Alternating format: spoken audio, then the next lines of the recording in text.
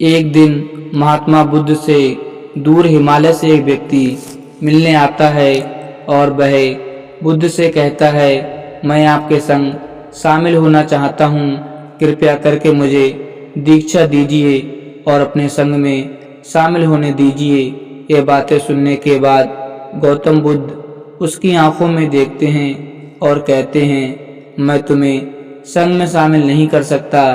अगर तुम्हें संग में शामिल होना है तो उससे पहले तुम्हें एक पूरा दिन और पूरी रात शमशान में गुजारनी पड़ेगी। ये सुनते ही वह व्यक्ति डर जाता है और कहता है, बुद्ध, ये कैसी शर्त है? दिन में तो ठीक है, लेकिन रात को मैं शमशान में नहीं रुक सकता। बुद्ध ने पूछा, रात में क्यों नहीं रुक सकते? व्यक्ति ने कहा, क्योंकि रात होते ही शमशान में भूत प्रेत और आत्माओं घूमने लगती हैं। बुद्ध ने कहा, क्या तुमने किसी भूत प्रेत या आत्मा को अपनी आंखों से देखा है? व्यक्ति ने कहा, नहीं बुद्ध, मैंने अपनी आंखों से तो नहीं देखा, लेकिन मैंने लोगों के मुंह से भूत प्रेत और आत्माओं होने की कहानियां जरूर सुनी हैं और मैंने कुछ लोगों को भूत प्रेत लगते भी देखा है। ऐसे लोग बहुत ही अजीब अजीब सी हरकतें करने लगते हैं। बुद्ध ने कहा, तो फिर यह तुम्हारे लिए बहुत ही सुनहरा मौका है यह जानने का कि क्या सच में भूत प्रेत और आत्माएं होती भी हैं या नहीं। व्यक्ति ने कुछ देर तक सोचा, फिर कहा, ठीक है बुद्ध, अगर आपकी यही शर्त है तो एक पूरे दिन और पूरी रात के लिए मैं शमशान में रुक जाऊंगा। इसके बाद वह व्यक्ति बुद्ध से आज्ञा लेकर अपने घर वापस चला जाता है। सुबह होते ही व्यक्ति फिर बुद्ध के पास आता है और शमशान जाने की आज्ञा मांगता है। बुद्ध ने कहा, ठीक है, तुम शमशान में जा सकते हो, लेकिन एक बात का ध्यान रखना, पूरे दिन और रात में जो भी कुछ वहां देखोगे या जो भी घटना तुम्हारे साथ घटेगी वो सब कुछ तुम मुझे आकर बताओगे। उसने कहा, ठीक है, मैं आपको बता दूंगा। इसके बाद वह व्यक्ति शमशान के लिए निकल पड़ता है।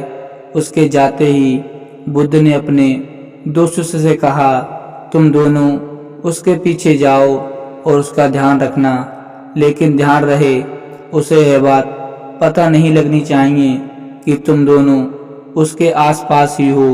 वे दोनों शिष्य भी चुपचाप उस व्यक्ति के पीछे पीछे शमशान की तरफ चले जाते हैं। एक पूरा दिन और रात शमशान में गुजारने के बाद अगली सुबह वह व्यक्ति गौतम बुद्ध के पास वापस आता है। बुद्ध ने पूछा, बताओ क्या तुमने वहां पर कुछ देखा?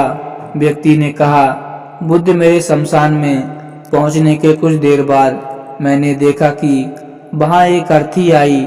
उसके पीछे एक बड़ी भीड़ थी। वह अर्थी एक बूढ़े व्यक्ति की थी। उस बूढ़े व्यक्ति के चारों बेटों ने अर्थी को कंधा दे रखा था। चारों बहुत दुखी दिखाई पड़ रहे थे।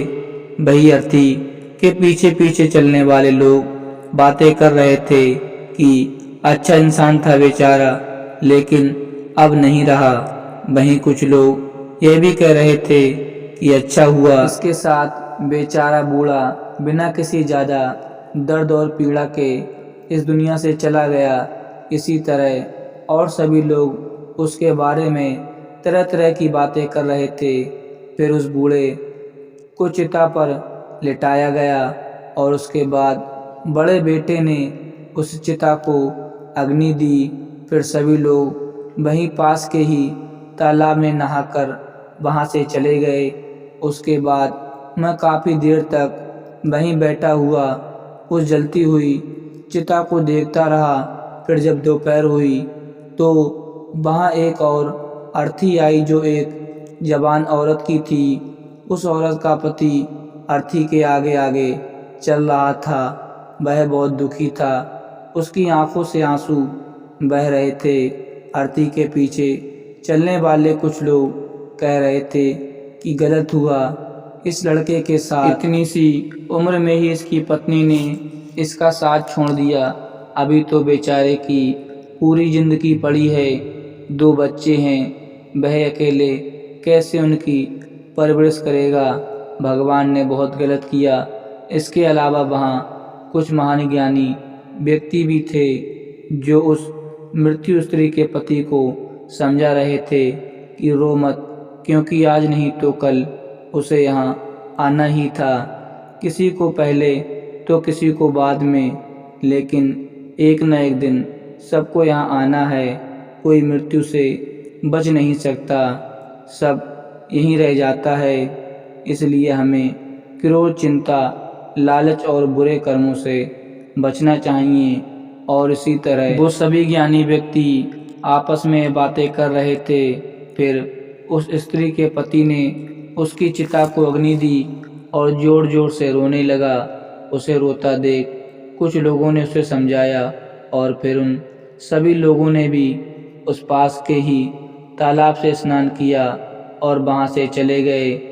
मैं इस बार वहीं बैठा हुआ उस स्त्री की चिता को जलते देखता रहा। जब शाम होने को थी तो वहाँ 2 अर्थियाँ और आईं। एक अर्थी महंगे फूल और मालाओं से सजी हुई थी। उसके पीछे जो लोग थे वे बड़े खानदान से लग रहे थे और उसके पीछे लंबी भीड़ थी।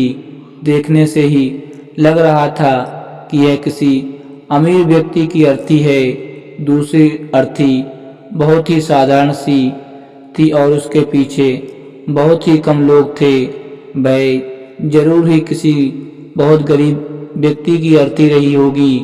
अमीर व्यक्ति की चिता को चंदन की लकड़ियों से तैयार किया गया था, जबकि गरीब व्यक्ति की चिता को साधारण लकड़ी से।